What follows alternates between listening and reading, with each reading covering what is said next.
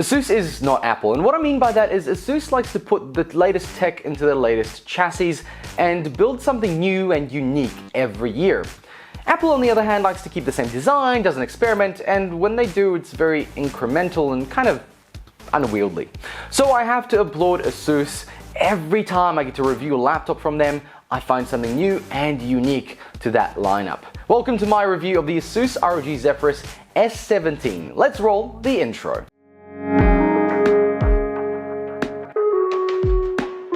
First off, big thanks to ASUS for sending me this laptop for review. Let me start with the specs because it has some really cool features that mobile gamers will love. And by mobile gamers, I mean those who like to move from desk to desk. Let's not get ahead of ourselves too quickly. You ain't going to be playing games on the train, but you will be able to use it quite well.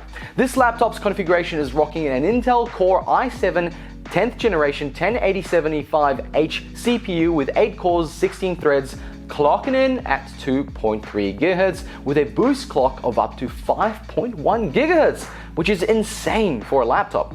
Powering your frame rates is an RTX 2080 Super Max-Q and a 1080p IPS 300Hz G-Sync panel, which has a ridiculously nice 81% body to screen ratio. Take notes, Apple, your bezels are pretty much too old. Color reproduction is fantastic, and most importantly, this screen is 17 inches, which is quite rare for laptops these days, and I love it, even with a 1080p resolution. It looks great. It also has 32 gigs of RAM, DDR4 3200, 1 terabyte of M.2 NVMe SSD PCIe 3, and it's obviously very fast.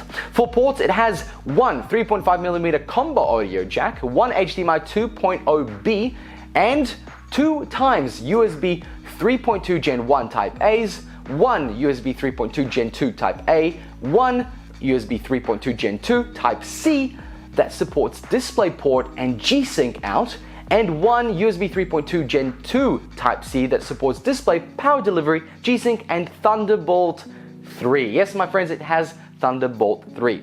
Finally, it has an RGB keyboard, a touchpad with a numpad capability, and incredibly a volume rocker, which I absolutely love. Now, there are 2 system modes, which isn't clear when you start the laptop up. It's not like they explain it to you like, hey, switch to this one, switch to the other one. One is called Optimus Mode, and it's for your everyday use.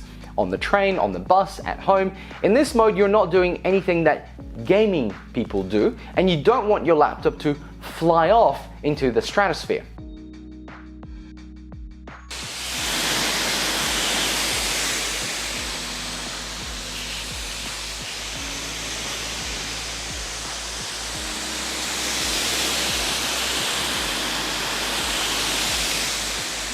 The second mode, which requires a restart, is called G-Sync mode, and this is your gaming performance mode. This is the one you want to game on, but as before, I suggest playing with headphones because the fans really do ramp up. Armory has some really great info, but you won't be spending too much time there, which is actually a good thing. Turn it on and walk away. It's pretty easy, and I appreciate how far ASUS has come with the software. It's so much better than it used to be, and I really recommend you have a bit of a play with it to set it up the way you like it. Now let's jump into some of the benchmarks. In Cinebench, the CPU performs just under the AMD Ryzen 7 3700X desktop chip, which is fantastic for a laptop of this size, but not so much for Intel. Unfortunately, this 10th generation laptop variant is a few hundred points behind the AMD Ryzen 9 4900HS laptop CPU. This result did not change in either Optimus nor G-Sync mode. Now in 3D Mark is where things get a little bit interesting. Here is how this laptop compared to an ASUS laptop I got to review a few months ago. It had a Core i9 with the same graphics chip. This is without any of the built-in overclocks. And here it is how it's scored on the G-Sync mode instead of the Optimus mode. The i7 in this laptop managed to perform just as well as the Core i9, which is absolutely impressive, and ASUS has managed to keep the CPU and GPU nice and cool. So with IDA 64, the CPU stress test maxed out all the cores, clocking in at around 4.1 GHz per core. That's sort of your constant run speed. The 5.1 GHz is your boost clock. It maxed the heat out at 81 degrees in Optimus mode and 75 degrees in G-Sync mode, and I saw no CPU throttling in both modes. Now in FurMark, the GPU stayed at a nice crisp 67 degrees throughout the test. All in all, this laptop will not be overheating nor throttling. What's the secret to this brilliant cooling performance, you may be asking? Well, it is in two parts. First off, liquid metal paste. And we're seeing more and more laptops, mobile phones, and other devices with it, and we are starting to see why this stuff performs beyond expectations. It's absolutely incredible. Secondly, the air intake and the dust-resistant fans. The way the bottom of the chassis opens up, it rather feels flimsy, but it allows the laptop to suck in plenty of air to cool the components. Overall, the build quality is incredible as per usual with ASUS, but that flap underneath that opens up just feels weird compared to the rest of the laptop.